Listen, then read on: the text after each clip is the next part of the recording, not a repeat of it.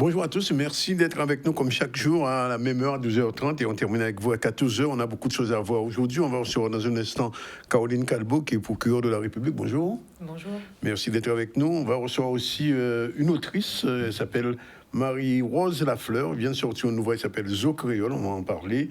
On aura l'occasion de recevoir Jolo, bien sûr, qui viendra nous parler de sa chronique habituelle. Ensuite, Claude Barfleur, le conseiller municipal de Pointe-à-Pitre, mais de l'opposition, sera avec nous. Puis on va terminer avec Marilène Ferdi, directrice opérationnelle du campus Luminance, et Iman Choudan, la chroniqueuse du mercredi. Voilà, c'est fait sur l'actualité. La formation CHU, qualité des soins des patients, sur le reportage de Charlie Dagonia, on va revoir tout de suite dans un instant.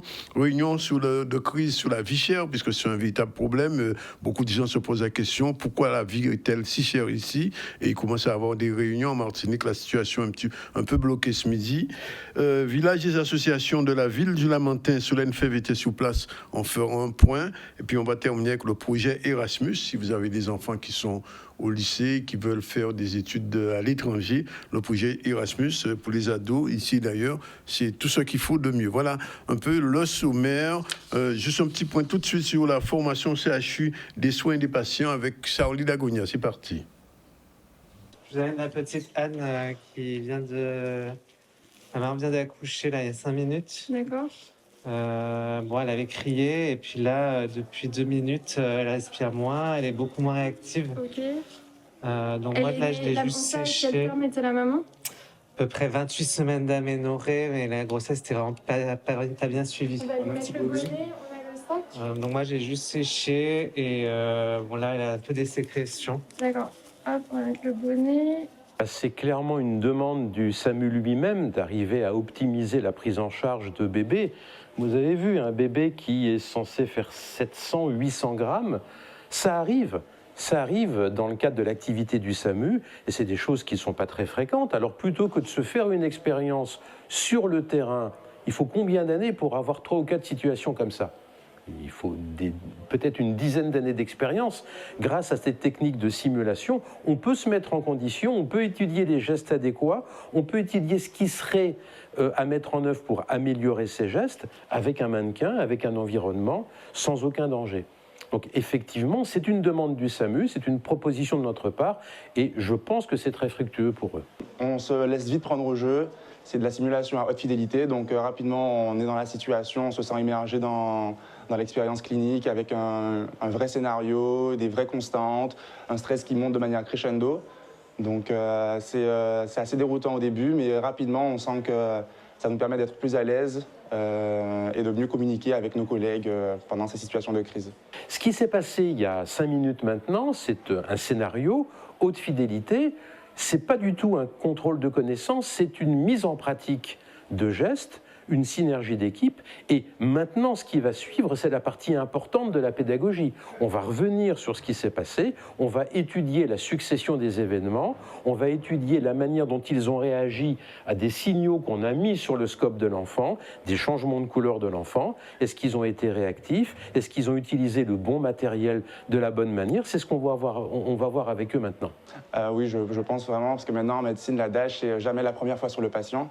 Donc ce genre de simulation, c'est l'occasion de mettre en pratique ce qu'on a appris dans les bouquins et d'être plus à l'aise après au lit du patient.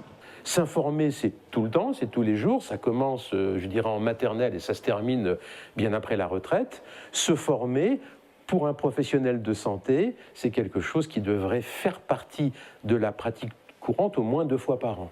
Et c'est ce qui est recommandé. Alors, celui de la médecine, c'est un métier qui fait rêver, en tout cas moi qui me faisait rêver, parce que je suis rentré dans cette filière, et de voir que ça progresse de jour en jour, qu'on améliore nos prises en charge, également les techniques pédagogiques. Donc c'est un vrai plaisir d'être dans cet élan d'innovation. Bien évidemment, le bébé qu'on a vu, c'était pas un vrai, hein, quand même. Mais en fait, ça prouve quand même que la formation chez les médecins aujourd'hui, c'est quelque chose d'évident. Avec tous les moyens techniques qui sont mis en œuvre, normalement, le bébé, quand une femme accouche, là, aujourd'hui, plus de 95%, même 100% de chance de garder son bébé et de le voir grandir En tout cas, les femmes doivent être bien contentes. Alors justement, on a une femme avec nous, on ne va pas parler de bébé, mais on va parler de la situation juridique de la Guadeloupe. J'ai vu beaucoup de communiqués sortir depuis la rentrée. J'ai l'impression que l'activité est décuplée. Alors l'activité judiciaire a été très importante en juillet où on a eu une très forte augmentation de vols avec armes. Oui. L'activité judiciaire s'est un peu calmée, la délinquance s'était un peu calmée en août et là on sent bien que depuis le mois de septembre ça a repris. Alors on a eu plusieurs faits un peu marquants sur lesquels je peux revenir. Il y a eu effectivement des barrages qui avaient commencé alors d'abord à Pointe-à-Pitre et au Gosier. Oui. Donc très vite il y a eu des interpellations côté police. En fait on a interpellé des très jeunes hommes. Comme dit très jeunes, alors on a des interpellé... ados. Ouais, alors quand je dis très jeune, il y en avait un qui avait 12 ans. 12 ans. Ouais, et une jeune fille qui avait 15 ans, un jeune homme de 15 ans également. On a interpellé aussi le seul auteur majeur finalement. Oui. Donc ils ont été interpellés. On a Mais quand ils sont interpellés, qu'est-ce qu'ils deviennent après? C'est ça, je vais vous expliquer parce que effectivement c'était assez intéressant. Moi, ce que je voulais savoir, c'est pourquoi est-ce qu'ils faisaient ça. Il n'y avait pas vraiment de motivation. Moi j'ai cru que c'était sur la vie chère, pas du tout. En fait c'était plus pour s'amuser le soir, je crois. Les parents étaient les premiers étonnés de voir leurs enfants qu'ils n'imaginaient pas sur les barrages. En plus, en essayant de mettre le feu sur des barrages, donc ils prenaient les plus grands risques vers minuit, 1h du matin. Donc ils ont été interpellés, ils ont été entendus donc en audition libre ou en garde à vue. Derrière, donc évidemment, on a pris leur portable. Ça va être d'abord saisi. On ne rendra pas les portables qui servaient à communiquer entre eux pour savoir où étaient les barrages. Et puis derrière, donc les mineurs ont été convoqués devant les juges des enfants et seront jugés ultérieurement, où on va leur proposer des mesures alternatives aux poursuites. Et pour le majeur, lui, il a accepté finalement, il a plaidé coupable et il a accepté une peine de travail d'intérêt général, ce qui me paraissait la sanction la plus pédagogique. Mais il avait une motivation, le majeur en question? Non plus, non, il n'y avait pas vraiment de motivation très claire. Donc voilà, et ça s'est vite arrêté finalement après ces différentes interpellations. Et puis en parallèle, il y a eu, c'était dans la nuit, je crois, notamment du 22 au 23 septembre, je crois, à Sainte-Rose. Voilà, tout un tas de barrages et surtout de pillages de 4 magasins. Donc là, on a pu remonter jusqu'aux principaux auteurs. Donc il y a eu une grosse opération de la gendarmerie la semaine dernière et donc ils ont interpellé 9 hommes, donc 5 qui étaient mineurs qui eux étaient convoqués devant le juge des enfants et les 4 majeurs qui sont passés donc en audience de comparution immédiate lundi. Alors j'ai entendu quand même l'un des propriétaires de magasins dire qu'il avait été un peu étonné de l'immobilité des gendarmes face à ce qui se passait.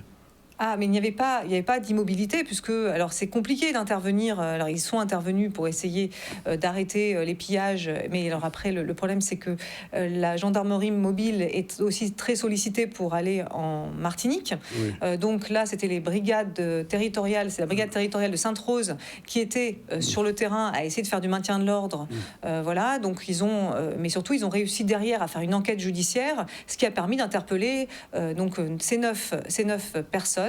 Donc les 4 qui ont été présentés au tribunal là lundi après-midi, ont été condamnés. Alors il y en a 2 qui étaient en fonction de leur implication, parce que c'est ça qui était important, c'était aussi en fonction de leur degré d'implication, puisque certains il leur était reproché des vols multiples en réunion, masqués, en rentrant par effraction dans des magasins.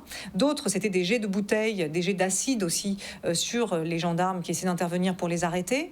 Donc il y a eu des violences, il y a eu des caillassages également. Et donc pour tout ça, ils ont été condamnés. Alors les deux plus importants, les 2 plus impliqués, à 2 ans d'emprisonnement, non 2 ans, oui, dont 1 an avec sursis probatoire et obligation d'effectuer un travail d'intérêt général. Et ces 2-là, qui étaient déjà en détention, sont depuis qu'ils avaient été déférés, depuis le week-end, ont été maintenus en détention. Ce qui signifie qu'ils vont faire 1 an de prison et derrière, ils auront un travail d'intérêt général à faire.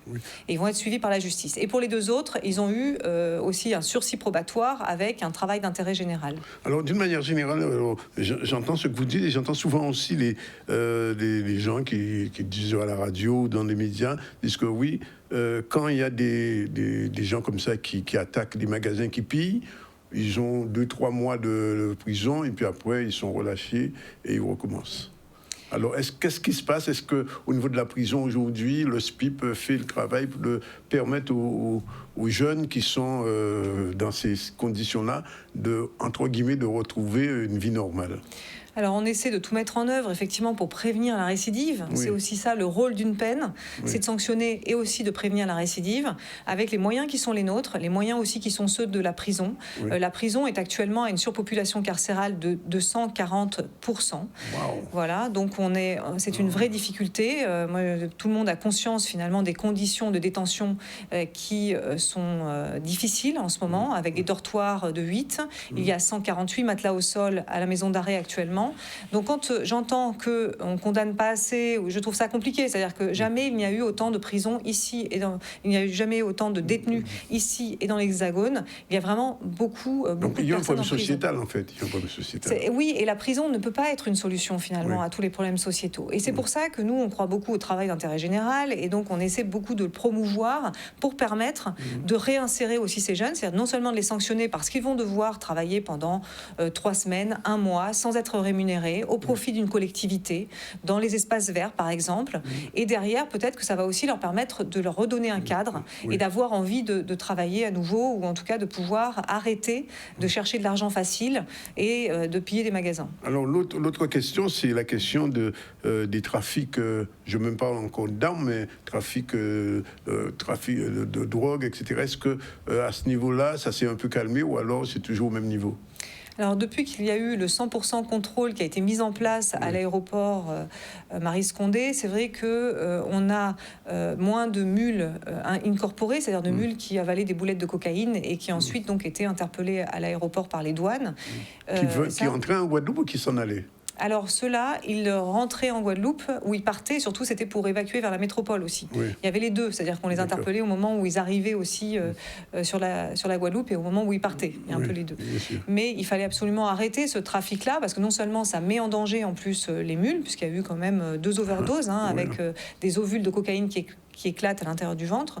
Et puis, en plus, c'est vrai qu'il faut vraiment arriver à stopper ce trafic-là. Mais il faut remonter au-delà, c'est-à-dire que c'est pas seulement sur ces personnes-là, mais ce qui est intéressant, c'est les trafiquants. C'est la filière. Voilà, c'est exactement, c'est de démonter toute la filière. Donc là, il y a évidemment des grosses enquêtes qui sont actuellement en cours, en lien aussi avec la Martinique, la Guyane. Donc on essaie, puisque tout est cohérent finalement, puisque les trafiquants qui fabriquent de la cocaïne en Amérique du Sud essaient de passer par les différentes îles et par les différents territoires français pour pouvoir les importer vers la métropole et pouvoir aussi nous approvisionner.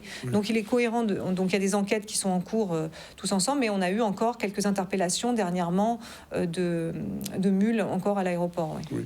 Ça veut dire que le système douanier n'est pas encore suffisamment efficace? Mais si, puisqu'on en a, on a non, des je dis interpellations. n'est pas suffisamment, il n'est pas efficace, Ah oui. n'est pas suffisamment efficace, parce que... Eh bien... et le trafic des armes, alors? Et le trafic des armes, c'est la même chose. C'est-à-dire qu'il y a beaucoup de plans armes qui sont mis. On interpelle les armes d'une manière générale. Les armes, elles arrivent de toutes les îles autour finalement. Elles arrivent de Dominique, elles arrivent via les États-Unis, elles arrivent un peu de tous les pays autour, Haïti. Et par bateau, ça ça arrive d'un peu partout, de différents moyens. Bon, alors, l'autre question, je voulais poser, parce que j'ai vu dans les communiqués que vous avez sortis il y a quelque temps, il y avait un gang qui vraiment avait fait plusieurs braquage, et puis finalement qui a été démantelé, mais il y avait au moins 4 ou 5 ou 6 jeunes, autant que je me souviens. Il y a eu de très belles peines, ça aussi, c'est vrai. Alors c'est ça, c'était en décembre 2022, tout un gang, effectivement, ils étaient 4 ou 5, et ils avaient sillonné en quelques jours, en quelques nuits plutôt, ils avaient commis, exactement, énormément de braquages, et donc c'est ça la difficulté avec la justice, c'est que nous, il faut le temps des enquêtes judiciaires. Et donc, vous voyez, c'était décembre 2022, et ça a été jugé là, septembre, je crois. Même pas encore en Guadeloupe à cette époque, en 2022. Non, j'étais pas encore là. Et ça a été jugé, vous voyez, en septembre 2024. Donc presque 2 ans après, le temps qu'on arrive à creuser sur tous les faits de vol et qu'on arrive à imputer à chacun, finalement, leur propre responsabilité sur les différents braquages qui avaient été commis. Et effectivement, il y a eu des peines assez importantes qui ont été prononcées. Je sais qu'il y a eu, à chaque fois, tous, ils ont eu entre 6 et 8 ans d'emprisonnement chacun. Oui. En tant que procureur, quand vous voyez un petit peu cette sociologie de vol, de braquage, etc., comment vous analysez? Pour vous, c'est un problème sociétal profond, c'est le chômage, c'est le manque de responsabilité des parents. Comment vous... Je n'ai pas envie de dire comment vous jugez ça, mais comment vous voyez ce phénomène? Alors, c'est un phénomène... Enfin, les causes en sont vraiment multiples. Vous avez raison, il y a la problématique de l'éducation au départ, de la transmission de la violence aussi. On ne se rend plus compte, mais on transmet la violence de génération génération en génération aussi. Mais toutes les violences, psychologiques, physiques, sexuelles, elles sont souvent transmises. On répercute finalement ce qu'on nous a transmis. Oui. Donc ça, c'est la première donnée. Vous avez raison. Et donc c'est ça aussi qu'on questionne nous en termes de responsabilité parentale, quand aussi on sanctionne les parents maintenant dans les gestes qu'ils peuvent avoir des fois de violence physique envers les enfants. On essaie d'expliquer aussi que maintenant, non, il faut parler en fait pour l'éducation. Il faut parler parce que sinon on reproduit ce cycle de la violence. Oui. Et donc il y a aussi l'imagerie finalement un peu fantasmée des armes qui est aussi venue des gangs aux États-Unis. Voilà, on pense qu'on veut faire pareil sans se rendre compte. Et moi, c'est ça qui me choque le plus, je dirais, en arrivant ici, c'est cet usage vraiment complètement décomplexé. Et en fait, on tire, on réfléchit après. Oui. Moi, j'ai vu trop, là, ces derniers jours, par exemple, la semaine dernière, en 3 jours, on a eu 2 meurtres. 2 meurtres, Deux meurtres par arme à feu, pour des motifs qui sont futiles. Ça peut être vraiment... C'est même pas... On n'est pas sur du trafic de stupéfiants derrière, c'est juste des problèmes de place de parking. Ça va être indifférent. Place de parking ? Ah oui, des fois, c'est juste un problème de place de parking indifférent. On sort une arme et on tire une balle dans le cœur, dans la tête, donc avec aucune possibilité pour l'autre de s'en sortir. Donc on a vraiment une très forte augmentation aussi des tentatives d'homicide avec armes, avec des gens qui survivent. Alors, la dernière fois, arme à feu ou arme blanche ? Arme à feu. Là, je parle. Ouais, là, je me centre sur les armes à feu. La dernière fois, on a eu un homme qui s'en est sorti. On lui a tiré 5 fois dessus. Il avait 5 impacts de balles. Heureusement, il s'en est sorti. Et donc, c'est là où je parle de tentative de meurtre, parce que finalement, heureusement, il s'en est sorti. Mais c'est pour des motifs très, très futiles. Voilà, je vous dis, alors beaucoup, c'est pour prendre les chaînes en or. Mais on a vraiment une très forte augmentation des tentatives de meurtre et des meurtres encore, donc les 2 de la semaine dernière, dont les enquêtes sont en cours. Alors, d'une manière générale, est-ce que, on va la désigner comme ça, la périphérie Cap-Excellence est plus dangereuse que celle du Sud ? Oui, il y a énormément de faits qui sont commis, effectivement, dans cette partie-là. On est sur Bémao, Pointe-à-Pitre, Abîme, le Gosier. Oui. Et c'est lié à quoi tout ça ? C'est parce que là, c'est la circulation des armes, c'est la promiscuité, c'est la précarité peut-être ? Oui, je pense qu'il y a aussi forcément, il y a des questions de précarité, donc on va chercher finalement l'argent ailleurs, autrement. Il y a un problème dans la... Est-ce qu'il y a une forme de fatalité, moi, que je trouve assez étonnante, c'est-à-dire une vision de la mort qui serait un peu dédramatisée, quoi. On se rend... Enfin, je vois pas... Comme s'ils ne se rendaient pas compte au moment où ils tiraient que finalement ça pouvait avoir ces conséquences-là et qu'on prenait la vie de quelqu'un et que derrière il y aurait toutes les conséquences. Voilà. Donc je n'arrive pas en fait moi-même à comprendre finalement quelles sont les causes. Ce dont je suis sûre, c'est que le fait qu'il y ait tellement d'armes en circulation favorise complètement le passage à l'acte. Les tentatives de récupération des armes. Tout ce qu'on peut mettre en place, il y a souvent des contrôles, on interpelle énormément de personnes avec des 9 mm chargés et tout de suite donc ils sont écroués ou on prend évidemment toutes les armes qu'on peut, mais ça reste l'an dernier, je crois que je vous avais dit, on a pris 400 armes déjà sur le territoire et encore je pense que c'est bien en dessous de ce qui continue à se diffuser. On parle un petit peu de ce phénomène de pédo. Oui, et d'abord, juste sur les armes, pour terminer sur les armes, parce que c'est très important, je pense que là, si on veut sauver des vies, il faut absolument que les familles puissent vraiment signaler ou nous amener des armes s'ils veulent pas dire à qui, mais il faut les sortir de la circulation. Tout usage d'une arme entraîne vraiment soit des conséquences particulièrement graves, quoi. Enfin, soit c'est des blessures très graves, soit c'est le meurtre, donc avec le décès. Donc c'est absolument nécessaire que les familles puissent aussi arrêter tout ça, parce qu'elles voient, on peut pas dire qu'elles ne voient pas que leur enfant a une arme. Et donc, il faut absolument qu'elles viennent porter les armes.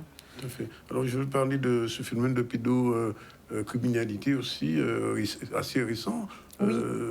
Qui a eu. Qu'est-ce qui s'est passé exactement ? Alors, en début de semaine dernière, on me signale qu'il y a une diffusion, notamment parmi les collégiens de Sainte-Anne et Saint-François, d'une vidéo qui montrerait 2 jeunes, une jeune fille de 11 ans et un garçon de 14 ans, en plein acte sexuel, sur différentes scènes sexuelles. Et ce qui choquait beaucoup les enfants et les parents, ce que je comprends tout à fait. Et donc, tout de suite, les parents et les enfants sont venus aussi déposer plainte. Et nous avons avons compris à ce moment-là qu'il s'agissait vraiment de pédopornographie, c'est-à-dire que ces enfants avaient été contraints par un homme dans le cadre de jeux en ligne, et donc là aussi sur PlayStation, donc je tiens aussi à sensibiliser tous les parents par rapport à ça. Ils avaient été contraints à réaliser ces actes sexuels en se filmant, et derrière, donc cela, ça avait été diffusé. Donc on est remonté, on a réussi très vite, parce que ça c'était début de semaine dernière, vous voyez, la brigade territoriale de Saint-François a mené l'enquête très vite, je pense que vraiment il faut leur rendre hommage, et on a pu interpeller l'auteur, donc qui était domicilié, qui est un Guadeloupéen domicilié aux Abîmes, qui a été donc un jeune de 19 ans, et qui travaille dans un établissement scolaire, semble-t-il. Non, il travaillait pas. Non, il travaillait pas dans un établissement scolaire. Il travaillait pas. Oui. Il était un peu accro aux jeux vidéo, et surtout, ça a permis de révéler d'autres faits qu'il aurait commis, des agressions sexuelles et tentatives de viol au sein même dans sa famille. De l'inceste même. Oui, voilà, de l'inceste, exactement. De l'inceste, des faits d'inceste commis sur ses proches, qui n'osaient pas révéler les faits aussi. Je pense qu'il faisait peur, et que c'était intéressant justement de pouvoir enfin l'arrêter dans ses actes. Et donc l'enquête commence juste, puisque un juge d'instruction a été saisi. On pourra exploiter le téléphone, tous les ordinateurs qu'il pouvait avoir. Et donc ce n'est que le début de cette enquête de pédopornographie et même d'actes sexuels sur mineurs. Et donc il a été placé en détention dimanche dernier. Alors, ça n'a rien à voir. Nous sommes dans la période de l'Octobre Rose. Est-ce que les violences sexuelles se sont calmées un petit peu ou apaisées ou pas ? Alors moi, je crois surtout qu'on n'a pas vraiment de chiffres exacts de ce qui se passe dans les familles, parce que la plupart des agressions et viols sur mineurs sont tues, parce que c'est commis dans la famille, c'est fait de manière incestueuse, et c'est très très compliqué pour les enfants d'en parler. Notre principal obstacle, finalement, c'est le silence. Parce que il y a d'abord le silence de l'enfant qui n'ose pas dire, parce que c'est un adulte qui lui fait ça, et donc il se dit mais peut-être que c'est normal, ou il ressent bien qu'il y a une difficulté. C'est très compliqué, et donc il va l'exprimer autrement. Soit il va s'automutiler, enfin il va exprimer sa souffrance. Et c'est ça qui nous intéresse finalement, c'est de pouvoir avoir ces témoignages-là. Il ne faut pas que l'enfant ait peur de faire exploser la famille, parce que c'est ça aussi, des fois il en parle à quelqu'un, il dit mais c'est pas normal, on m'a fait ça, et la mère ou la grand-mère va dire mais non, mais écoute, c'est pas grave, moi tu sais aussi j'ai subi ça, parce que c'est ce que j'ai expliqué aussi de la violence sexuelle. Ça se traduit qui se transmet de génération en génération souvent. Écoute, dis rien, parce que sinon là ton père il va se fâcher, et puis après ça va faire exploser la famille, c'est pas possible. Et donc il y a ce silence, cette chape de plomb qui est très compliquée. En juillet, j'étais aux assises sur une cour criminelle, justement sur des faits de cette nature, où la jeune fille, elle avait porté très fortement, elle avait tout de suite été soutenue par sa mère, elle avait dit mais mon père il m'a fait ça, je me rappelle, c'était sorti des années après, mais elle n'arrivait plus à vivre avec, elle avait fini par le dire, et je voulais le dire parce qu'elle a réussi à se reconstruire, sa mère l'a soutenue. Le père, donc, finalement, a été condamné à 12 ans d'emprisonnement. Il n'avait pas du tout fait de prison pendant tout le dossier. Ça a été très dur pour lui, pour elle aussi, de se dire oh, mais j'ai l'impression de porter le poids de la culpabilité d'envoyer mon père en prison. Mais c'est pas elle qui portait ça. Elle devait aussi se reconstruire. Elle n'était que victime. Et c'est tout l'objet aussi de ces procès, c'est de pouvoir expliquer aussi à la victime que c'est pas elle la coupable. Voilà. Et ça, je tenais à le dire aussi aujourd'hui. C'est pas eux les coupables. C'est pas normal de subir ça. Il faut pouvoir le dire. Et nous, derrière, on aidera. Mais tant qu'ils ne parlent pas, ils porteront cette souffrance. Il n'y a pas encore le mouvement de MeToo ici, c'est ça? Peut-être pas encore assez. Pas encore assez. Alors, un dernier mot, juste, on va terminer là-dessus. Alors, vous êtes procureur, vous avez un rôle répressif, mais l'aspect préventif, comment ça se manifeste en Guadeloupe? Alors là, on fait beaucoup de choses justement sur l'aspect préventif. Déjà, avec le sous-préfet, on participe à tous les comités locaux de sécurité et de prévention de la délinquance qui se passent dans les mairies. Encore la semaine dernière, j'étais à Morne-à-l'Eau pour essayer justement, on a beaucoup discuté avec les proviseurs et chefs d'établissement pour voir comment est-ce qu'on arrivait à prévenir la violence en établissement scolaire, comment est-ce qu'on prévenait le harcèlement. Donc oui, sur la prévention, on essaie aussi de travailler là-dessus. Parce que plus on travaillera sur la prévention, moins il y aura de victimes, forcément, et moins j'aurai de travail aussi. Donc, et puis surtout, les gens seront mieux aussi. Donc il faut pouvoir prévenir et intervenir le plus tôt possible avant même la commission des infractions. Écoutez, chaque fois que vous venez, on aborde, disons, 3/4 des problèmes. On n'a pas parlé de la route aujourd'hui, mais ce sera l'occasion de votre prochaine visite. Oui, je sais que vous reviendrez, donc pas de souci. On vous remercie d'être venu nous dire tout ça. Expliquer un petit peu la situation, on peut dire juridique et sociologique même de la Guadeloupe, parce que au travers de ce que vous dites, violence familiale, violence incestueuse, trafic d'armes, etc., ça prouve que le pays ne se porte pas très bien. Je pense que tout le monde peut œuvrer pour que ça aille bien. Oui. Voilà, je crois que c'est ça qu'il faut retenir, les choses C'est positives. le souhait. Voilà, c'est le souhait, et que la place de la famille est tellement essentielle finalement dans cette appréhension. Je vous remercie d'être venu. Voilà, il est pratiquement 12h55. C'est déjà l'heure de la première pause. On se retrouve tout à l'heure avec l'écrivain Marie-Rose Lafleur qui sera avec nous et puis on va développer l'actualité. Merci, Madame le procureur. À bientôt. Merci à vous.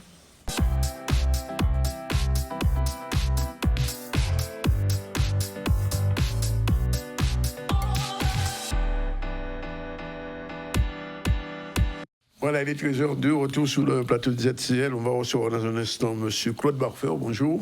Bonjour, monsieur le Conseiller municipal, opposition ou la majorité, on ne sait plus. Opposition. Opposition, oui, vraiment. Et Jolo, le chroniqueur du mercredi, tous les deux mercredis, avant, on fait un petit topo, un petit focus sur une réunion qui s'est tenue sur le problème de la vie chère. Vous savez qu'en Martinique, aujourd'hui, c'est une grande journée de pays mort, pratiquement d'île morte. En Guadeloupe, nous ne sommes pas encore là. Il y avait une réunion sur la vie chère. Yannick Valverdi était. On regarde un peu ce que ça a donné. Ce soir, en fin de compte, on voulait rencontrer les acteurs économiques de la société, tous les acteurs de la société civile, en fait. On en a rencontré une partie. De cette réunion-là, en fait, c'était pour faire quelque chose où on soit dans la transparence aussi dans notre communication. Montrer que par rapport à ce qui se passe en Martinique, on commence, nous, à nous organiser et puis trouver un tronc commun. Parce que je vois que tous les entrepreneurs ont des soucis qui sont propres à eux, mais trouver un tronc commun pour pouvoir lutter contre la vie chère. En fait, on était dans un système démocratique, comme vous l'avez vu, tout le monde a pris la parole. Certes, il va falloir mettre une pression. Certes, il va falloir prendre à un certain moment certaines mesures pour pouvoir bloquer les choses, mais que ça ne se passe pas comme en 2021 ou comme voilà, les autres années, ou que ce soit les jeunes qui se retrouvent dans la rue à se battre, à lancer des cailloux, à se retrouver au tribunal comme ce matin. Et qu'on se retrouve aussi avec des personnes qui vont se retrouver à justifier du manquement de l'État dans la gestion de notre île. C'est-à-dire que là, on veut arriver d'une manière intelligente à bloquer un système. Donc, on va voir avec les différents acteurs, que ce soit transport, BTP, acteurs économiques, et que nous, en tant qu'entrepreneurs guadeloupéens, qu'on prenne nos responsabilités d'hommes pour pouvoir trouver des solutions.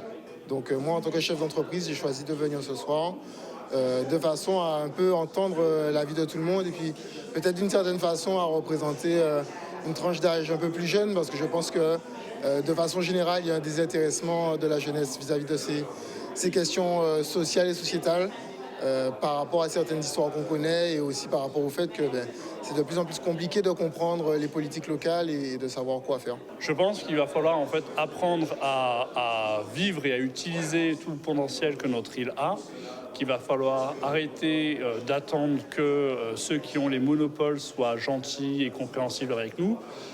Il va falloir qu'on s'organise, parce qu'il y a beaucoup de groupes WhatsApp, il y a beaucoup de rassemblements en Guadeloupe, mais il va falloir qu'on s'organise économiquement et qu'on mette ensemble en fait nos fonds pour pouvoir créer de la concurrence. Et c'est par la concurrence qu'on aura de nouvelles marges de manœuvre, qu'on aura des prix bas et qu'on pourra faire des choses. Je prends deux exemples. J'ai proposé aujourd'hui à tous les Guadeloupéens qui souhaitaient faire quelque chose, qui souhaitaient en finir avec la vie chère, potentiellement de se rassembler et de créer une centrale d'achat, pourquoi pas, potentiellement de se rassembler et de créer des usines, je vais prendre une idée comme ça, de créer une usine de frites de légumes pays qui permettrait de faire baisser les prix, d'augmenter l'employabilité éventuellement de nos jeunes et de créer de la valeur ajoutée en fait sur ce territoire. Ça se passait bien en Martinique tant qu'on n'avait pas mis la CRS 8, tant qu'on n'avait pas mis les moyens répressifs.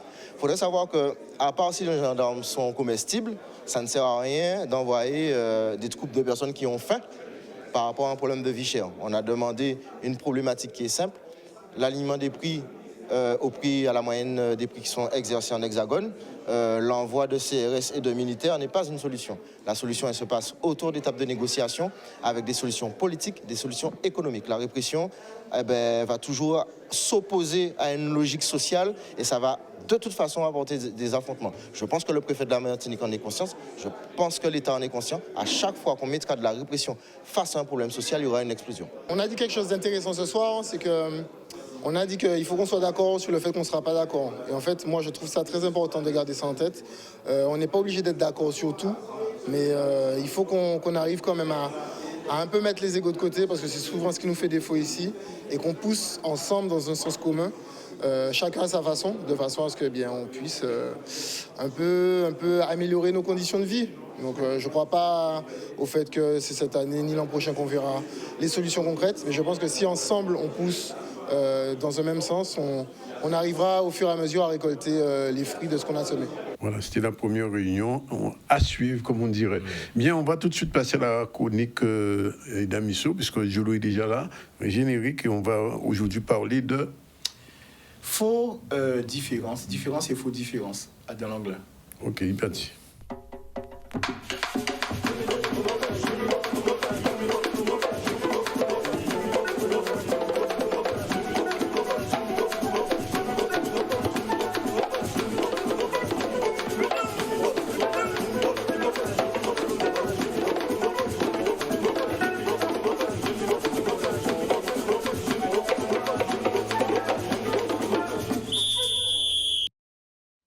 Ok, alors, différence dans l'anglais même entre différentes langues ou bien dans l'anglais seulement?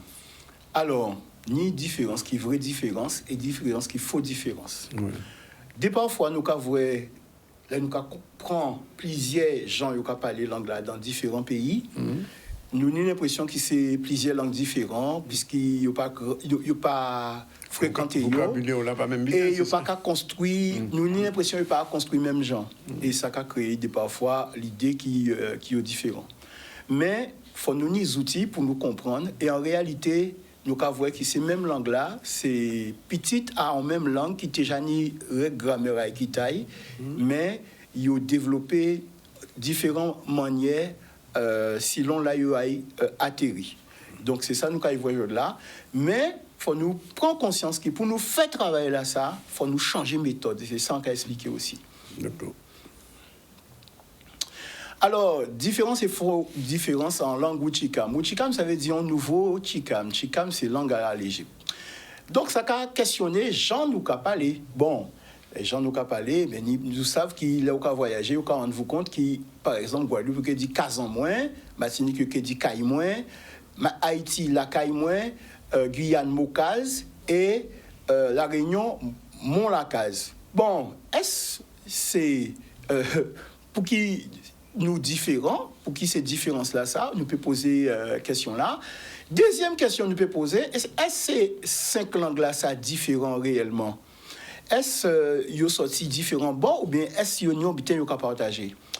Chaque phénomène à langue en nous, c'est une histoire. Ils ont bitin qui a raconté pour qui bitin ça arrivé. Qui gens nous peut expliquer ça? Eh bien, pour nous obliger à changer de méthode, parce que nous, quand on nous compte, si nous voulons faire travailler là, ça, théorie créole là, ne peut pas mener nous loin. Nous avons tourné en rond, on dit chanson là. Donc, parce que théorie là, ça met 6 si une méthode qui n'est pas qualifiée pour connaître langue là, il a prétendre langue en nous sortir dans français, il a cherché solution là dans langue française, mais il n'a pas commandé l'Afrique qu'il a avant. Et donc, il ne peut pas expliquer pour un phénomène langue en nous qu'à vivre. C'est ça le problème-là. Et nous besoin d'aller plus loin qui apprendre à lire, apprendre à marquer, prendre dictée. Langue là doit être prendre développement naturel, qu'on n'importe grande langue. Et langue en nous sont langues puissantes. Et sont langues à des mains. En cas où dit ça, en cas pesé si ça. Et qui nie en gros base. Donc, seul bitin qui manque nous, c'est prendre bonne méthode là pour analyser et nous qui voit qui tout bitin qu'a aligné, tout sens qu'a retrouvé. Et donc c'est ça travail là. Donc si nous avançons, nous qui voyons tout ça en cadio là. Bon alors nous qui faisons une petite pause. Nous peut dire déjà que toute thèse, bon, on dit en français, toutes les thèses se rapportant à l'origine de la langue que certains appellent créole et qui reposent sur la linguistique synchronique ne sont en rien fondées. Yo bon nous aspect de kabouya puisqu'il yo kamene nous à ces questions à linguistique synchronique, linguistique descriptive. Parce qu'il y a considéré que nous sommes peuple qui pas ni histoire, qui pas fondé civilisation, qui pas ni langue. Et donc nous rester assis ça, mais seule méthode qui peut permettre nous arriver, c'est méthode comparative. Et son principe mathématique, c'est transitivité. Si A égale B, si B égale C, alors A égale C. C'est comme ça pour y marcher. Exemple, si on langue B, nous qu'à prétendre qu'il sortit dans langue C, ça veut dire obligatoirement il y a les mêmes ancêtres là. Et les ancêtres là, ça leur comparer A, B et C, ou doit être reconstruire A. Ou peut faire l'idée à ça y est. Exemple. nous savons qu'il latin qu'a dit stella, scola, status, scriptura, spina. Et nous avons voir dans français une étoile, école, état, écriture, épine. En espagnol, il a dit estrella, escuela, estado, escritura, espina. Excusez-moi, on pas apprendre l'espagnol l'école, donc accent mais pas belle. Et donc, nous pouvons voir qu'ils ont parenté génétique. Pourquoi nous pouvons voir ça? Prochain tableau là, qui montre nous ça. Là qui vient là, puisqu'en réalité, ça peut expliquer nous ce qui a passé. Nous avons chaque fois où on a commencé avec S, eh bien, français là, même mot là, avec E, et espagnol là, ES. Donc, son évolution. Au commencement, c'était latin, espagnol arrivé avec ES, et après, dernier là qui arrivait là, ces dernières évolutions là, ces français là, passent. Il pète S là, il restait assis E. Et on va mettre anglais là, star, school, etc. En TP mettez aussi. Et ça, c'est un autre phénomène qui a expliqué. Donc, pour qui nous a dit langue nous pas sortir dans français? Parce que pas ni bon linguiste qui jusqu'à présent réussit à comparer français avec langue nous et retrouver les ancêtres là. Et en plus, les ancêtres français nous connaissons, nous sortis voir c'est latin. Mais pour qui pas ni bon linguiste jusqu'à présent qui réussit à reconstruire à si base à français, on lit en âge avec latin. Et puis nous pas même besoin français encore. Si nous sortions dans français, ça veut dire nous peut comparer nous avec latin et trouver les ancêtres à latin. Mais pas ni bon monde qui arrive fait ça. Donc ça veut dire solution là, pas là y est. Et donc langue en nous, il pas génétiquement apparenté avec français. Pour qu'il y ait tout ça mot français dans langue en nous, eh bien ça dit qu'à nous sommes peuple dominé. Et donc l'anglais a dominé et a crasé petit mot à l'anglais qu'on latin t'est fait assis celte, il a crasé syntaxe là et au cas où je dis jour ben Jean nous t'es capable de petit monde plan formation nous t'es capable pas ni rien à voir avec ça au qu'attendre en radio des parfois qu'attendre des phrases ni phrases au qu'attendre pas ni sens ni en français et ni à dans langue. Bon. Donc pour que c'est un qui thèse aussi comme là qui peut guider nous. Bon, eh bien, il faut nous répondre à une question là, ça. Quand il dit, méthode comparative, si langue en nous, eh bien, non, là, nous revenons, là. Qu'est-ce qui passe? Retournez. Il faut continuer. Ouais.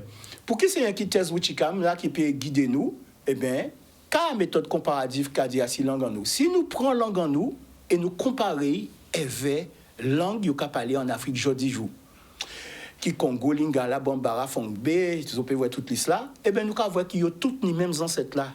Mêmes ancêtres qui nous, qui sont égyptiens pharaoniques, en disant transitivité.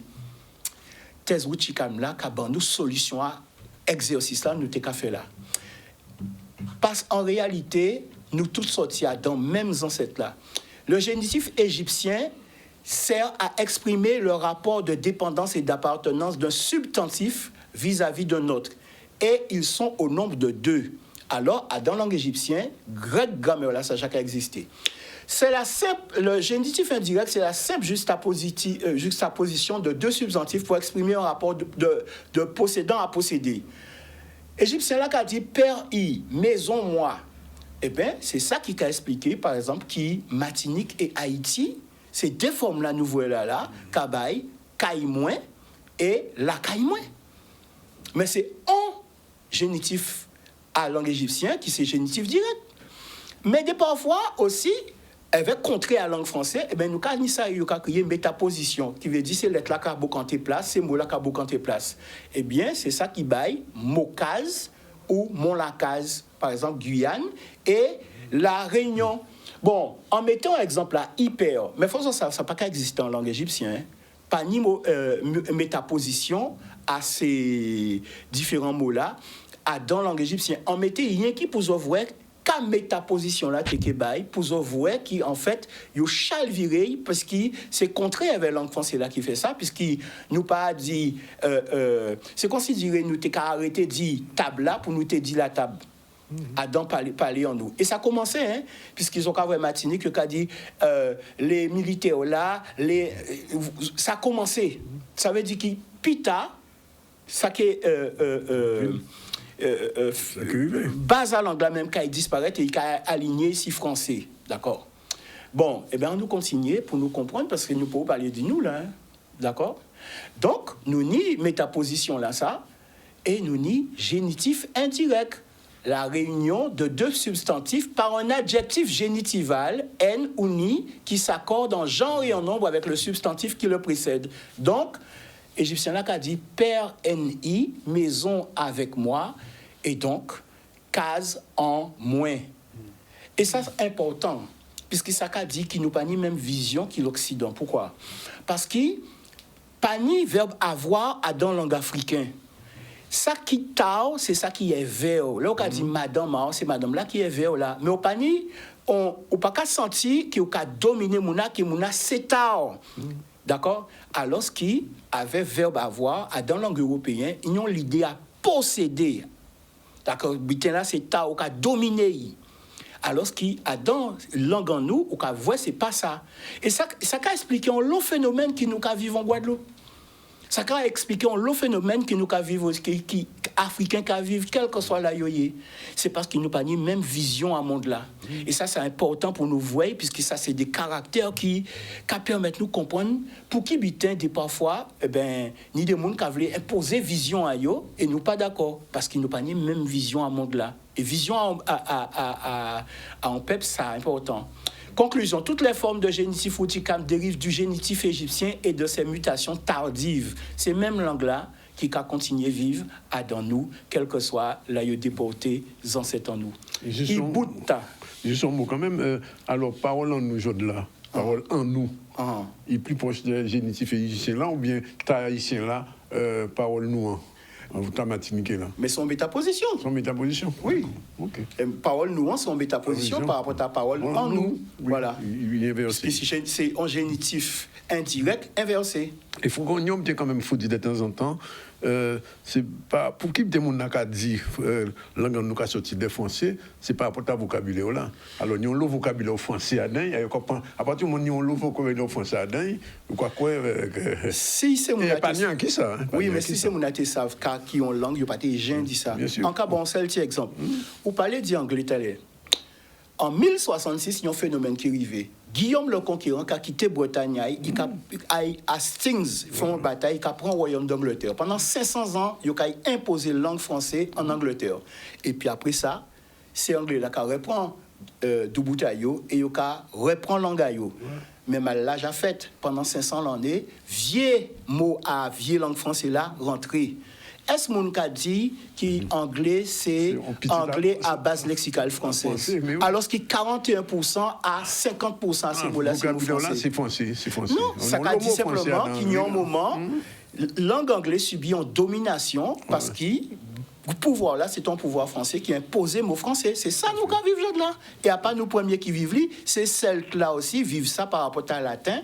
En 50 l'année tout seul, il déjà peut-être presque la moitié à tout vocabulaire. Oui. Donc ça veut dire, vous savez qu'après on langue disparaît, c'est peuple là qui disparaît. Donc c'est un avertissement.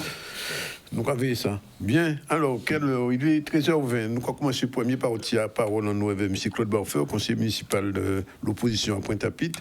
Nous avons reçu 2 conseillers municipaux à la Pointe et ils ne pas satisfaits de la situation là. M. Diou-Melcré, est-ce que vous satisfait? Première question. Bonjour, M. Barfer. Vous pouvez parler en français ou en créole? Comme d'habitude. Oui. Pas de problème. On va parler guadeloupéen. On va parler en guadeloupéen. On va passer des français à penser à créole. Pas de souci à ce niveau. Non, là, pour répondre à la question, c'est que on va penser qu'il n'y a pas comme ça pour nous poser question là. C'est-à-dire que nous sommes sortis dans un moment très difficile, en 2020, après le mandat de Bangou. C'est clair que Bouga qui met à présent là, en situation bandé, raide, avant déficit à 80 millions. Et apparemment, aujourd'hui, il va apprendre nous que nous avons moins 6 millions. Donc à ce niveau-là, ça, on ne peut pas faire reproche. Oui, mais 6 millions là, il faut dire qu'il faut l'État porter aussi. Mais c'est ça, En cas commencer, en cas qu'on en vidéo, tout le monde voit ça. Donc, on a expliqué qu'il y a l'État, et l'État fait un choix politique et un choix économique. Donc, l'État qui soutient vaillamment, la Pointe. Alors, on va essayer de diriger, finalement. On va poser des questions là. Oui, mais c'est-à-dire qu'il y a une pareille sur l'autre. Celui qui paye décide. Ça caille ensemble. C'est celui qui paye décide. Donc, c'est ça. Mais nous pas les choix, parce que nous pas l'argent et que nous venons en situation difficile. Donc, c'est qu'en fait, c'est que ça vient sur le plan, je dirais, budgétaire, sur le plan financier. Mais en ville, en pays, c'est pas seulement l'argent, c'est l'idée. c'est perspective, prospective. Et à dans la vidéo là, on a dénoncé posture là, ça, c'est-à-dire que là, on est deal. Au soir, il n'y a pas ce type de chef d'orchestre. Tu as le chef d'orchestre qui a, je dirais, sa tête dans la partition et tu as l'autre qui a la partition dans la tête. Ouais. Et donc, en ce moment, on a un édile qui a, je dirais, la tête dans la partition. Et c'est dû à quoi, ça? Non, parce qu'il est préoccupé seulement par le déficit. Il faut changer qu'en politique, il y a une vingtaine d'années, tout le monde était vu en gestionnaire. C'est pas ça politique, c'est ça, tomber un bel gestionnaire, ou quoi gérer le peuple, ou quoi gérer l'argent, c'est pas ça. Un excédent. Pour pas un excédent, donc ça fait partie, mais c'est pas seulement ça. C'est-à-dire que quand on gouverne, quand on met en place une politique, je pense qu'il faut avoir une dimension bicéphale. C'est-à-dire qu'il faut ni en politique qu'à gérer le quotidien, c'est la gestion économique, et il faut en politique qu'à gérer la prospective. Et souvent, là, on a dans anti-commune, et là, où pas ni perspective, là, pas ni culture aussi politique, ou dans le quotidien. Et c'est mais c'est qu'à oublier la prospective, parce que sans quoi faire là, ni conséquences pour demain. Donc, il faut anticiper. Et c'est ça que nous reprochons souvent, les politiques. Moi, c'est la pointe, c'est qu'à l'âge de là, sans te dire, M. Dirimel, c'est bien, en 2026, sous le plan politique, qui dit qu'il n'y a pas de déficit, super.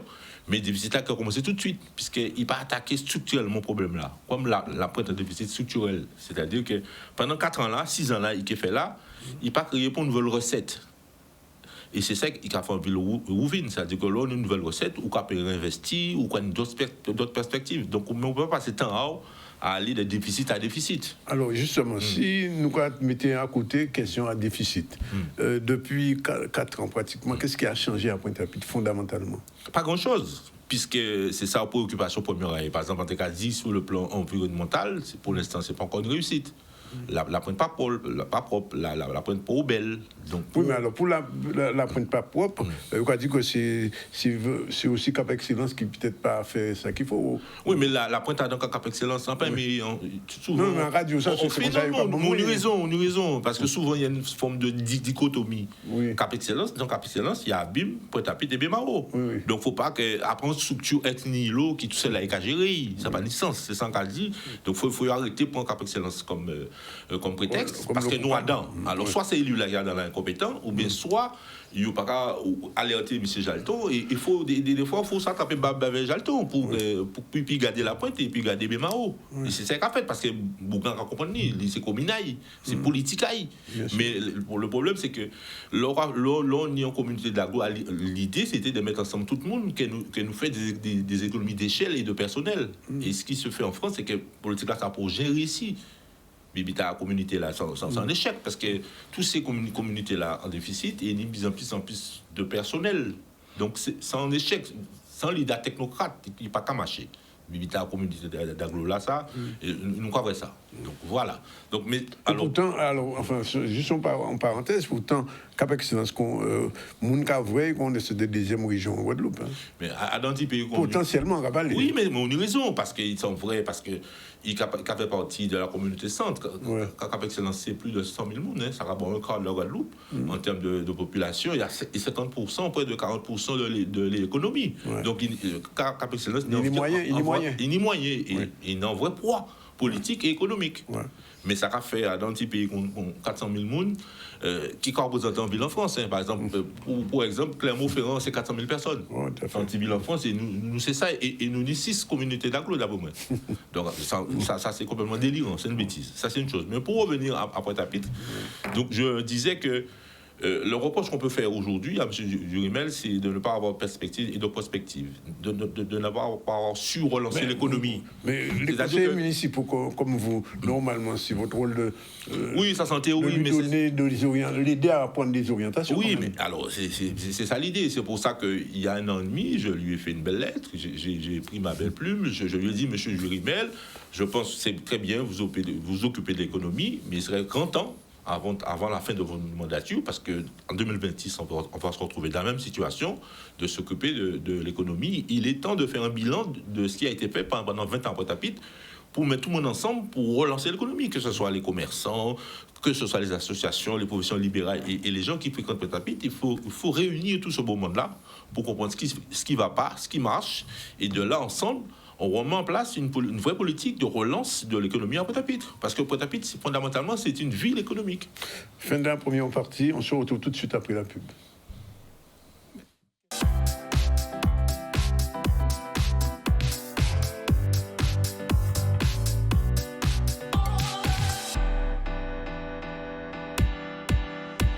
Voilà, nous avons déjà perdu 2 minutes sur le timing de Madame Marilène Ferdi. Je ne dis pas la suite. Monsieur Barfleur reste encore avec nous. Et on va tout de suite passer à la chronique du jour, le JCL générique. C'est parti.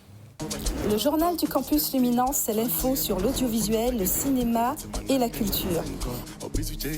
Le JCL vous donne rendez-vous à 13h30 le lundi, le mercredi et le vendredi dans le ZCL sur Canal 10.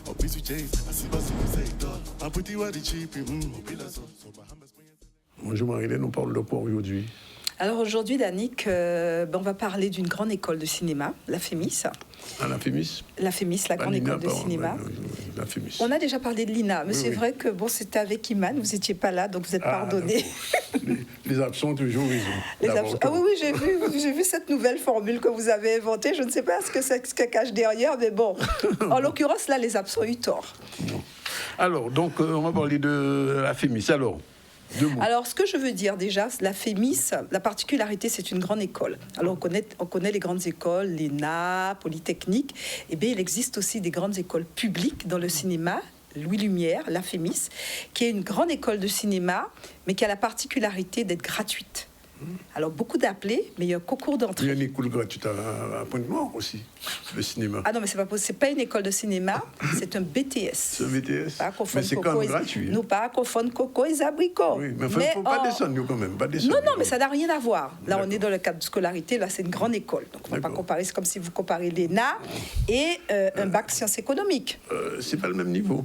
C'est pareil. Le résultat, quelquefois, est surprenant. Non, c'est pas le même niveau. Parce que la grande école, elle est la seule à avoir le diplôme de réalisateur. Voilà, le BTS, c'est un métier des techniciens. Ne pas confondre les métiers de la technique et le métier de réalisateur. C'est un départ. Ça n'est pas pareil. On est sur du bac plus 5. Le BTS, c'est du bac plus 2. Oui, mais c'est un départ. Non, c'est pas un départ, on est sur 2. Mais il y a des gens qui font du BTS qui continuent. Peu après. importe. Mais j'ai un exemple familial. Mais il n'a pas fait la FEMIS. Bon. Je vous dis qu'est-ce qu'il a fait. Alors, qu'est-ce qui a fait la FEMIS qu'on connaît tous en Guadeloupe? Alors, peut-être les jeunes générations, j'ai vu, qui connaissent un peu moins. Ouais. C'est une Martiniquaise qui a reçu un Oscar. Zane Palsy est passé par la FEMIS. Alors, la particularité de la FEMIS, c'est que, comme Louis Lumière, quand même, et comme toutes les grandes écoles, comme Sciences Po et autres, ils ont le principe d'égalité des chances, qui propose aux jeunes dits de l'outre-mer, ainsi des banlieues, des possibilités de préparation du concours pendant les vacances. Mais, si vous voulez, indépendamment de ça, j'ai eu quand même beaucoup de remarques lors de la première édition des rencontres de l'audiovisuel concernant les demandeurs d'emploi ainsi que les professionnels qui nous disaient « Nous, on n'a pas trouvé notre compte parce que les formations, il n'y avait pas de la formation continue. » Alors cette fois-ci, la FEMIS revient avec une carte des formations destinée aux personnes, aux demandeurs d'emploi ainsi aux professionnels, mais aussi aux scolaires. Et pourquoi c'est important d'avoir ces écoles? Il y a un principe, et là je crois qu'on sera tous d'accord, tous les diplômes ne se valent pas. Pas du tout. Quand on a un diplôme tel que la FEMIS, dans un secteur aussi fermé que le cinéma, je peux vous assurer que c'est un sésame extraordinaire. Et on a un autre exemple qui est de réalisateur qui était à notre chronique, Jimmy Laporal-Trésor, a fait la FEMIS, mais la partie formation continue, c'est-à-dire destinée qui est une formation plus courte sous la réalisation, mais aussi sous l'écriture de scénarios. Et donc, il décline l'écriture de scénarios pour les séries, pour les fictions, pour les documentaires. Et je vous assure que quand vous avez cette attestation comme quoi vous êtes passé à la FEMIS, derrière, pour pouvoir déposer des projets et obtenir le petit macaron du CNC, vous allez être beaucoup pris au sérieux.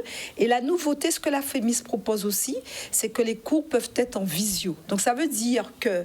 Alors là, on va revenir au public.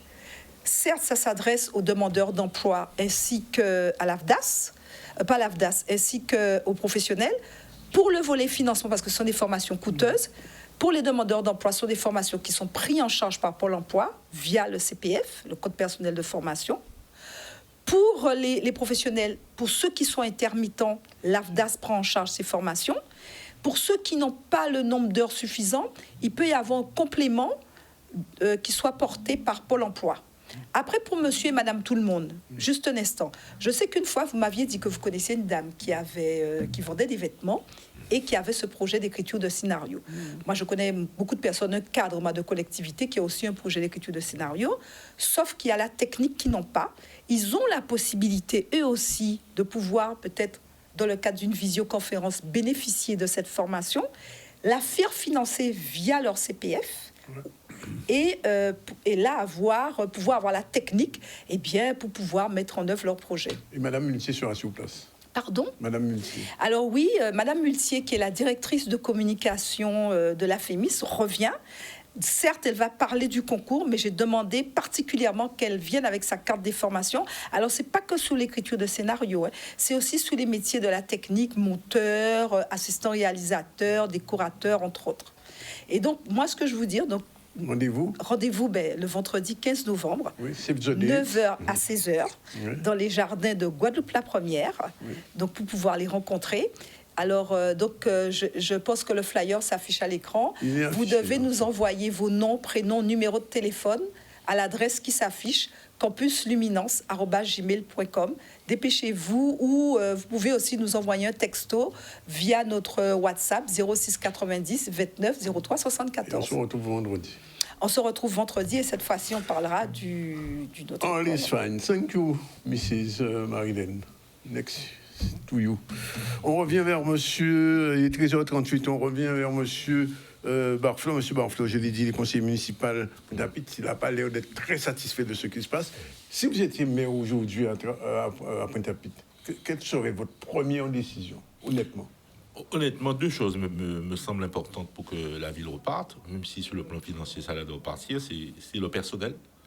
Trouver un accord, comprendre ce qui fait que ça ne marche pas bien. Je dirais, donner les moyens au personnel pour travailler. Et deuxième axe, le commerce et l'économie. Rencontrer les commerçants. Parce qu'ils ne sont pas contents. Hein. Voilà, ils ne sont pas contents. C'est deux branches qui ne sont pas... Parce que sans ces personnes-là, la ville ne peut pas redémarrer. Alors, chaque fois qu'un conseiller municipal de l'opposition vient sur ce plateau, je pose toujours la même question. Pourquoi la majorité de M. Duhamel se dégringue? Il faudrait peut-être poser la question à M. Duhamel. Mais non, mais vous êtes non, je vois parce que c'était... Non, c'était que... Qu'est-ce qui se passe? À mon sens, au départ, c'était le mariage de la carpe et du lapin. Donc, ça ne peut pas tenir. Donc, c'était une majorité de circonstances. C'était juste pour gagner les élections. Des fois, ce sont des faits politiques. Oui. On n'y peut rien, c'est fait. Et c'est à l'épreuve du feu, on voit qui est-ce qui a la capacité de travailler, qui est-ce qui pense vraiment à Pointe-à-Pitre, et je pense que M. Duhamel se retrouve seul. Alors, il y a un autre phénomène à Pointe-à-Pitre depuis quelques années, c'est que beaucoup de Pointe-3 ont quitté Pointe-à-Pitre.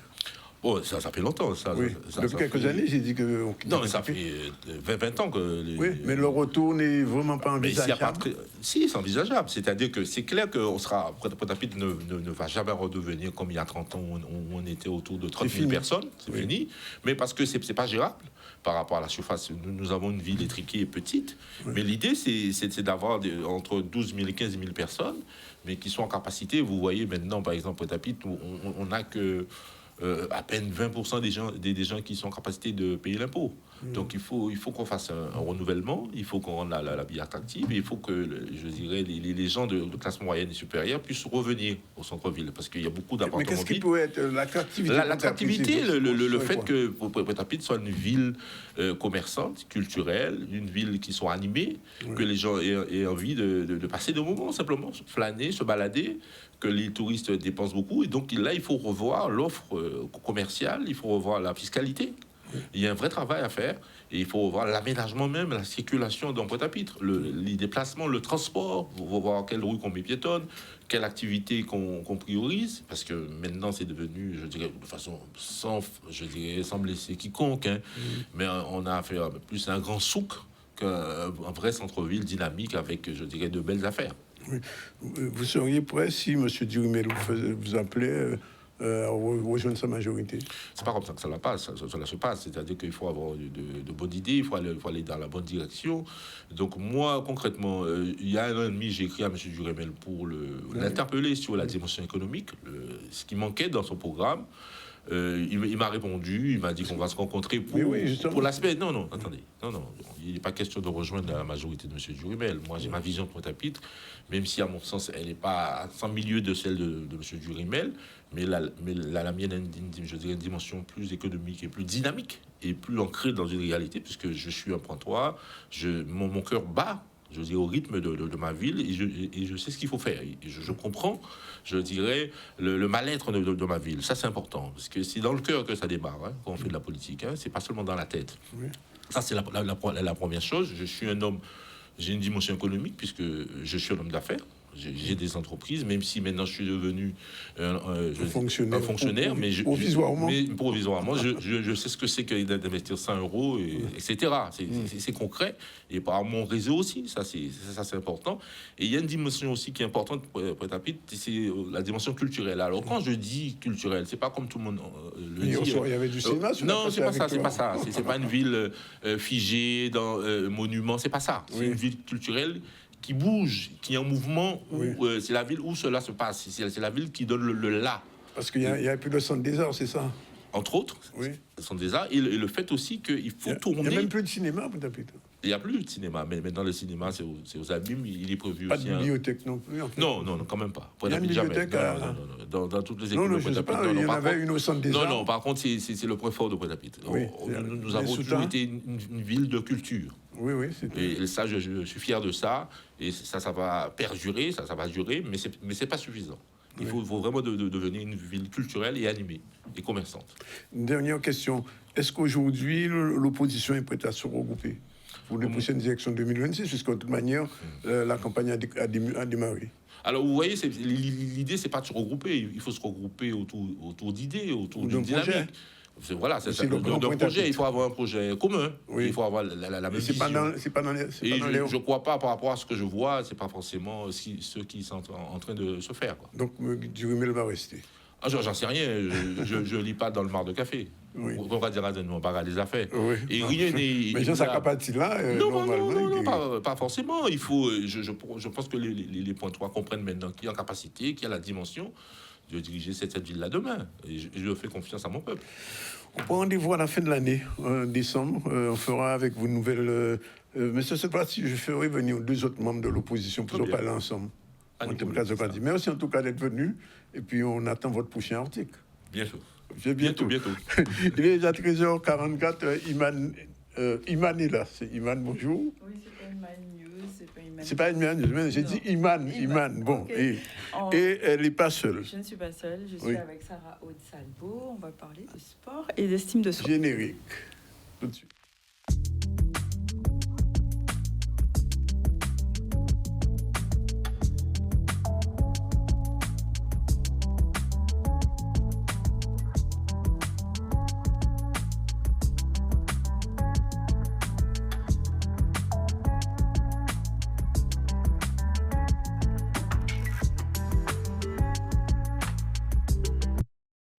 Bonjour Sarah. Bonjour. Ça va? Oui, ça va, Danick, et toi? Oh, moi ça va, je suis en forme. Iman aussi. Toujours, pas en tenue de sport. J'embête Iman toute la journée. Oui, mon Dieu, si vous saviez, les gens, mon Dieu. Mais elle tient bon. Elle arrive à tenir bon. Je suis toujours. Mais elle arrive à tenir bon. Je prends beaucoup de... Voilà. Alors, je fais du sport aussi avec Sarah. Ah, c'est le sport. Oui, c'est ça. Ça entretient l'estime de moi-même.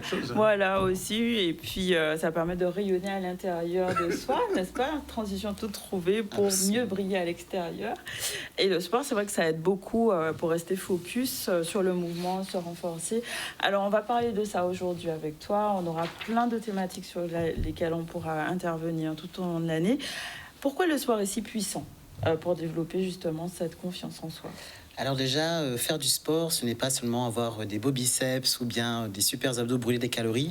Ça permet vraiment d'activer son système hormonal. Donc on a vraiment des choses qui nous permettent d'optimiser notre bien-être. Donc par exemple, les endorphines, qui sont les hormones du bien-être, du bonheur, on a tout de suite le bénéfice après une séance de sport, de se sentir bien. C'est quelque chose qui est vraiment palpable rapidement. Donc ce ne sont pas des chimères. Et on a aussi après la dopamine qui procure une sensation de satisfaction après l'effort. Et c'est ce qui fait qu'après une séance, on se sent aussi fier de soi. Oui, parce qu'on se dépasse aussi quelque part. Et donc les endorphines, il faut un peu les mériter. Ça permet, on parle justement de la cortisone qui est l'hormone du stress. Absolument. Ça permet de faire justement l'équilibre entre les deux. Oui, ça crée des équilibres parce qu'entre le travail, la famille, les obligations tout au long de la journée, donc ça permet vraiment de relâcher la pression au bout d'un moment et de permettre de retrouver son calme. Relâcher la pression. C'est pour ça, quelquefois, qu'on a fait du sport, parce que je vais marcher sur la plage de Grand'Anse le dimanche. Mais oui, bien, voilà, je fais au moins 5 km. 6 km. Je viens. C'est quel jour? Dimanche? C'est le dimanche, le samedi on va ou le dimanche. Prendre une petite caméra pour regarder. Pas de problème, pas de problème. Et je me sens bien après ça. Et comment justement le sport peut nous aider à se reconnecter à la nature, si on le fait en extérieur, ou à soi-même, à son histoire, en Guadeloupe particulièrement? Oui, parce que c'est vrai que la Guadeloupe, c'est un territoire de force et de résilience. On a tendance à l'oublier. On a une histoire qui est marquée vraiment par la lutte et la détermination. Donc quand on se reconnecte à notre corps à travers l'activité sportive, ça nous permet justement d'aller chercher cette force intérieure et qui est là, qui est vraiment présente. C'est vraiment une énergie qui est là. Ça nous rappelle vraiment qu'à travers ces activités, peu importe les obstacles qu'on va parcourir ou qu'on va traverser, on aura toujours cette résilience pour pouvoir réussir à se relever. Et ça, c'est vraiment formidable. Oui. Et c'est gratuit. Oui.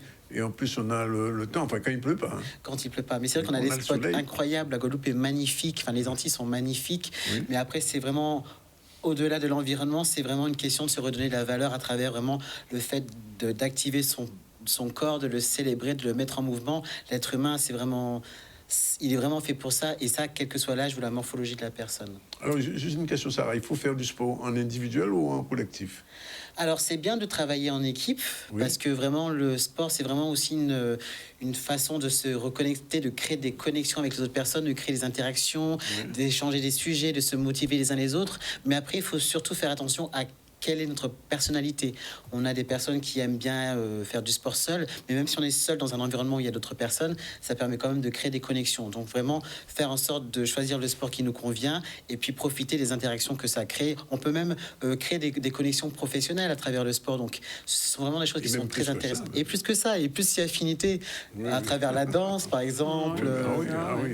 D'ailleurs, je fais une parenthèse importante. J'espère que vous avez... C'est ça, on va choper dans les salles de sport. On va choper dans les salles de sport. S'il y a des beaux messieurs, des belles dames. Elle connaît. Et sinon, quoi, moi, je chope pas, moi, j'attire. Je ne dis pas tout, on est en direct, je ne dirai pas tout. Bon, alors, on continue. Les cours collectifs, qu'est-ce que c'est pour danser le zouk, par exemple? Oui, ça peut être danser le zouk, ça peut être dans une activité de danse. Oh, ça, c'est vraiment propre à chacun. Ça dépend du niveau d'amour qu'on a le jour où on va avoir cette activité. D'ailleurs, le niveau d'amour pour soi. Niveau d'amour pour soi d'abord. C'est l'estime de soi quand même. Oui. Et pour les gens justement qui hésitent à se lancer dans le sport, qui se disent j'ai peut-être pas l'âge ou j'ai pas la condition physique ou je sais pas quels sont les freins qu'on peut avoir justement pour se lancer, qu'est-ce que tu pourrais leur dire?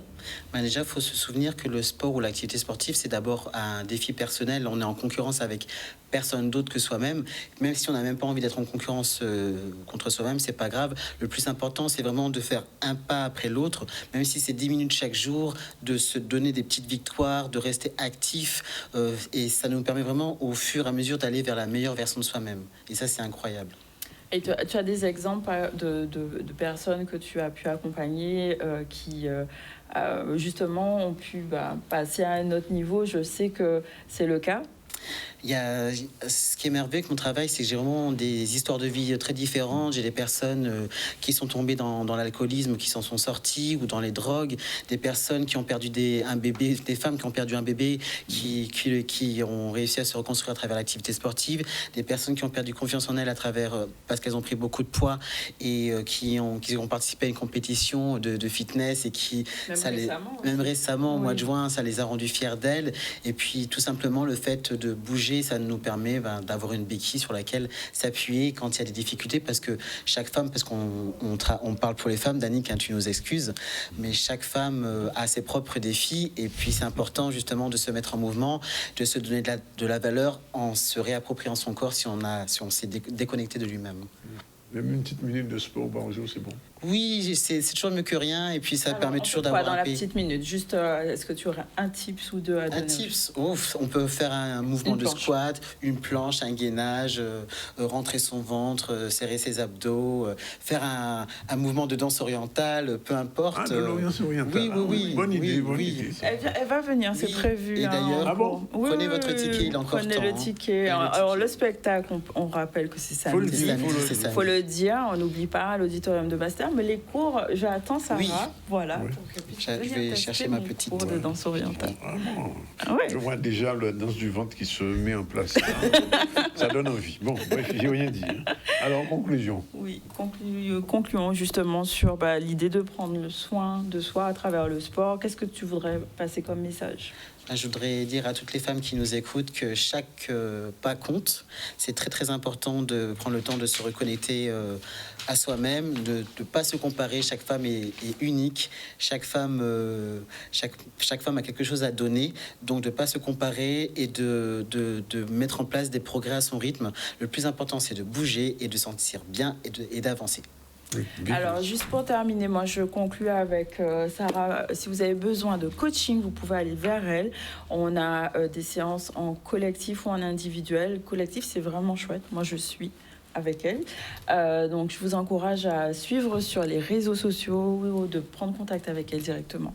Et voilà, donc c'est une très bonne coach. Oui, ça se voit d'ailleurs. Bien. Alors, très rapidement, avant qu'on se quitte, le village des associations dans la ville du Lamentin, c'est parti. Il est exactement 13h53. On a 2 minutes pour voir ce sujet. On se quitte là-dessus.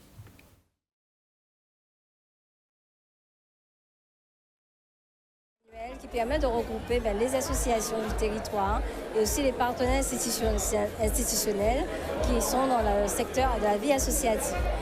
Pourquoi? Parce qu'en fait, on aimerait que la population puisse avoir les activités qui existent sur le territoire et notamment qu'elle puisse avoir les dispositifs qui sont mis en place pour qu'on puisse les accompagner à avoir accès à des activités physiques, sportives, culturelles et autres. Nous sommes partenaires avec la ville du Lamentin depuis plusieurs années. Nous avons signé une convention territoriale globale qui encadre les actions et les projets qui seront portés sur le territoire en faveur des familles. Nous accompagnons les associations pour permettre justement de mettre en place des actions, des projets en faveur des familles du territoire. Nous faisons du design floral, comme le nom l'indique. Donc nous utilisons des végétaux pour faire des supports, des structures en bois, en liane, avec tout ce qu'on a ici en Guadeloupe, les calebasses, les noix de coco, enfin toutes sortes de choses qui nous permettent de mettre en valeur nos fleurs tropicales. L'aspect associatif sur un territoire est essentiel justement pour permettre la mixité sociale, pour permettre aussi aux jeunes de découvrir des aspects de la vie comme des futurs citoyens de demain et de pouvoir aussi avoir cette approche pédagogique qu'ont les associations. Nous remercions d'ailleurs l'ensemble des associations du territoire du Lamentin parce que ce sont tout d'abord des bénévoles qui s'occupent sur leur temps libre de nos enfants, de nos jeunes et qui permettent aussi d'avoir cette cohésion sociale sur le territoire. Les municipalités comptent beaucoup sur les associations pour faire vivre les communes. Ça ouvre des portes pour les associations également. Alors quand il s'agit du sport, ça fait venir des nouveaux licenciés. Pour nous, ce sont des nouveaux clients. Donc voilà, ça fait du bien à tous, quoi.